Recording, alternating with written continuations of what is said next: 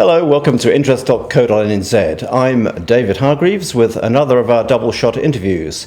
And today I have with me Peter Thompson, the Managing Director of Auckland's largest real estate firm, Barfoot and Thompson. Welcome, Peter. Thank you. To talk about your latest monthly sales figures, just perhaps start by saying, what did you make of them? I think what we're seeing is quite a steady real estate market here in Auckland at the moment. Sales are certainly very strong with the sales volume up, but what's interesting is the average sale price this month, as well as the median sale price, both came back from last month. Not much, but just showing that we're in a very settled market now, which is quite pleasing to hear. Yeah, why do you think the prices, given that there does seem to be a demand there, how come the prices have seemed to hold as far as you're concerned? I think partly seasonal, where the $1 million properties tend to sell more in the summer than they do in the winter. You know, we've just been through the winter period, and traditionally the high-priced properties don't get listed.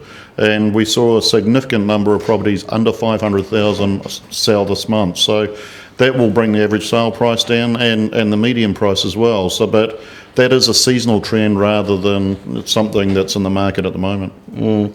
Now, you saw obviously strong new listings coming through, making sort of quite an early start, about 1,700, I think, new listings. Yeah, 1,710, which is our second best month of 2013. So it's pleasing to see a lot more listings coming back on our books. Again, building into the spring, summer campaign. So, yeah, there's a lot of confidence that the market is starting to see more property come on the market to match the number of buyers that we've got there. So I think we're going to see a steady period for 6 months, and then we get the new properties that are under consent at the council possibly coming on the market at that time as well. So you don't see necessarily the possibility that there might be a bit of a crunch? I mean, you've got something just under 3,000 properties available at the moment, and then of course spring is traditionally the time when people are looking.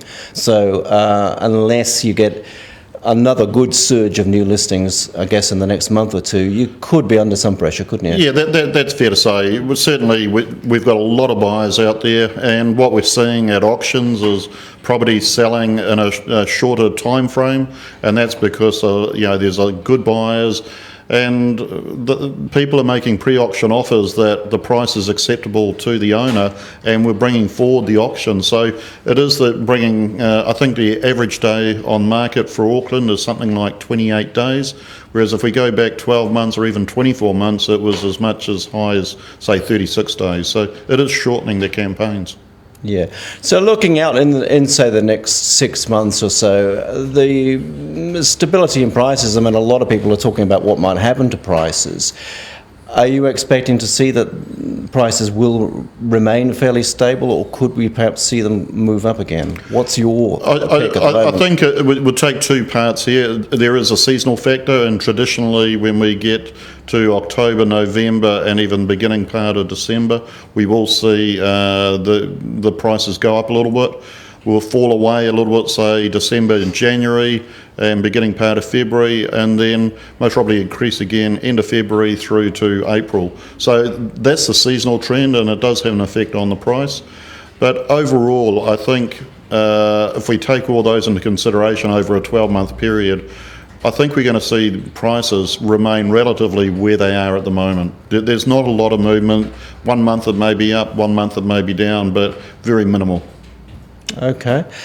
And in respect to, obviously, the Reserve Bank has indicated that they're going to put the so-called speed limits on LVR lending come October the 1st.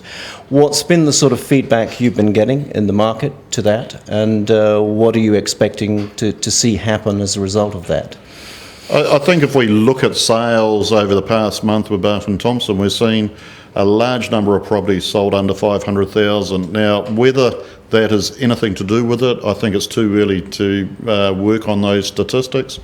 But I actually think it's going to be a great thing for the whole affordability, because it's not so much about the price, it's about people's expectations. And if they can't borrow as much as they would really like to live in the dream area, they're going to have to move to a slightly less suburb that they can afford with a slightly less mortgage.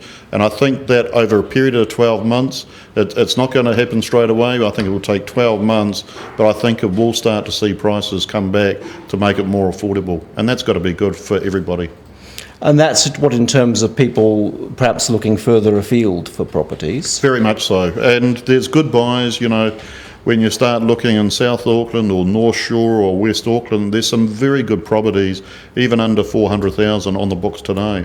But we tend to focus more on the inner city and the central areas rather than looking at Auckland as a whole. So you think that the LVR policy by the Reserve Bank could potentially have quite a positive impact on the market then? Very much so, especially in Auckland. It's hard to say around the rest of the country, but because we're only purely an Auckland company. But I think it's going to make people be able to afford what they can actually afford rather than overcommit. And interest rates will go up over a period of time. They've never stayed this low for such a long period. And if interest rates do go up and they've borrowed so much more against the property, it does put them in a position, and dare I say it, that's where we start seeing split marriages or split relationships, mortgagee sales, and we don't want to go down that line again. No, indeed. And just perhaps as a final issue to canvass, that of auctions. And are you saying you sell something like 55 to 60% of your Around houses? about 55-60% of our sales at the current time are sold by auction. And that's mainly because the market's generated, because of the lack of supply. We've got plenty of buyers, and people are making good offers on these properties. It does shorten the campaign of the property, and that's a concern to us. But at the end of the day, if a vendor says, I want to take that offer, we've got to make sure that they do take that offer.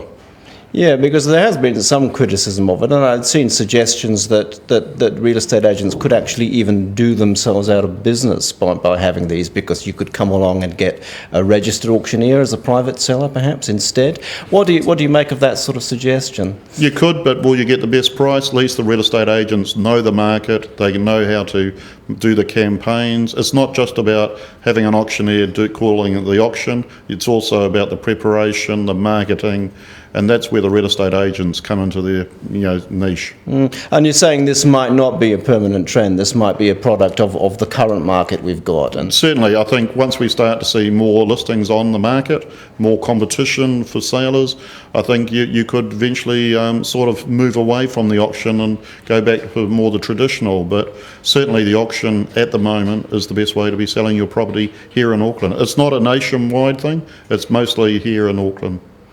Okay, that's great. Thank you very much, Peter. I'm David Hargreaves for interest.co.nz.